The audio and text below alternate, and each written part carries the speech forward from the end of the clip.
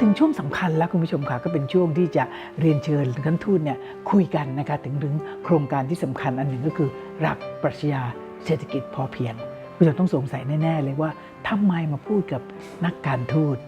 ชาวชิลีเอกอัครราชทูตชิลีประจำประเทศไทยนะคะ Your Excellency, I'm sure people will be very doubtful if we talk about Ramadan 9 self-sufficiency economy. They will wonder why we're talking to a Chilean ambassador. You have to tell them, please. Yeah. Well, being here 1 year, I was engaged for some couple of years with the work on the UN, and particularly with social and some environmental issues. And that was in the beginning of the 2000 at New York. So since then I heard, perhaps since then I heard about the developments on what in those days Thailand was pursuing in the sense of, I would say, to get engaged the traditionally, as it happens in our countries, the rural realities on a more sustainable agriculture, developed engagement, compromise, because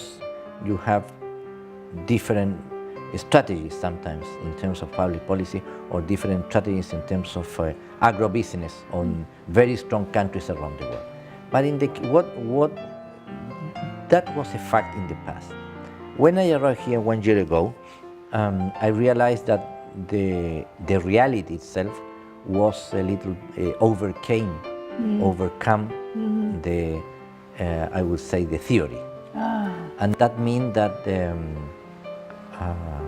when I arrived here, Ismail is already he passed away. So I arrived last May or last year. So that means that despite all what means the impact of his disease and his passing away, his death, it begins to emerge in a way a sort of remembrance, memory on what he did for so many long decades. And you could have the man, the king, the father, let's say the spiritual leader, the statesman. But when you come to more landed things, you realize that Bangkok was a reality, but his real approach, expansion was all across the country. And within that, obviously, my first engagement was to be impressed about how, let's say, Thailand was able to develop a sort of landing approach on a realistic way, not only on the base of theory, because theory is important, but unless you get test and prove the theory, it will be stand in the books. So I think the merit of this, what impressed me, was that you were able to bring the theory, the principles, the values, the goodwill of the books or the written lessons to the reality. So that was the first thing. And the second was, well, that's the fact, but how you realize, how you upgrade, how you make visible these products. And in that sense comes this cluster of SEP, no? That I began to learn a lot, because when I met a lot of ministers, not only for environment, science and technology, prime minister and other stakeholders, obviously everyone was very sad about that moment. But despite that, they were able to begin to build. Okay, let's honor his memory. What best to do it in a sort of legacy. So that legacy, in a way, is a reality. And as I told, the merit of that is the reality overcame the theory. And when you begin to go deep on this, more than the theory itself, you realize that you were able to develop a very interesting international approach. Thailand has been making a very important exercise at the UN, where you have been able to match, let's say, the Sustainable Development Goals, the 2030 Agenda, with the SCP itself. So that's something that hasn't been perhaps United Nations has been approaching that in the good sense, and here some stakeholders. But in a way, from a more public point of view, is something that stands there, that should be a little bit more research.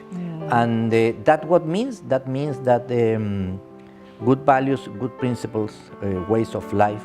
can, in a way, be settled in a good way, being developed and being successfully tested and proved. And the results are what you have today, where Chile, for example, a so far country away, was chosen by Thailand to realize, to highlight what means for Chileans SCP. And they were able to invite, and we were showcasing a very fantastic project that we have been able to develop in Chile, thanks to some stakeholders that have been engaged in the past 5 years with these projects. They came here, they studied the principles, they studied the research, they following up. So that's one part. But we, in the same time, we are pushing ahead some other developments that, based on the same principle of SCP, of His Majesty's approach, would be able to be sustainable in the future. And that means, for example, to bring, let's say, these good basic ways of life, more than apply more money or more machinery or more metal mechanic to the soil. I think the SCP goes a little bit beyond that. So it's a way of life, it's a philosophy, it's that and more than that. So this is very interesting, very successful. So we are working on that. We have 2 or 3 projects already ongoing.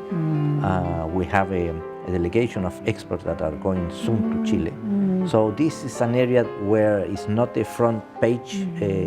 news, but it's something that we are taking it very seriously, and that I think we're going to be very success. ค่ะคุณผู้ชมค่ะการที่ประเทศชิลีได้น้อมนำเศรษฐกิจพอเพียงของพระบาทสมเด็จพระเจ้าอยู่หัวรัชกาลที่ 9 มาปรับใช้เนี่ยนะคะท่านทูตเล่าให้ฟังว่าท่านได้เห็นถึงประโยชน์ที่เอามาใช้แล้วก็ผู้คนก็พูดกันมากมายก็เลยได้เน้นเล่าสั้นๆกันแล้วกันนะคะว่าก็เลยได้เอามาปรับใช้โดยเฉพาะทางชิลีเนี่ยได้ส่งผู้เชี่ยวชาญมาที่นี่ด้วยนะคะได้มาศึกษาได้มารู้ถึงความที่การที่น้อมนำเศรษฐกิจ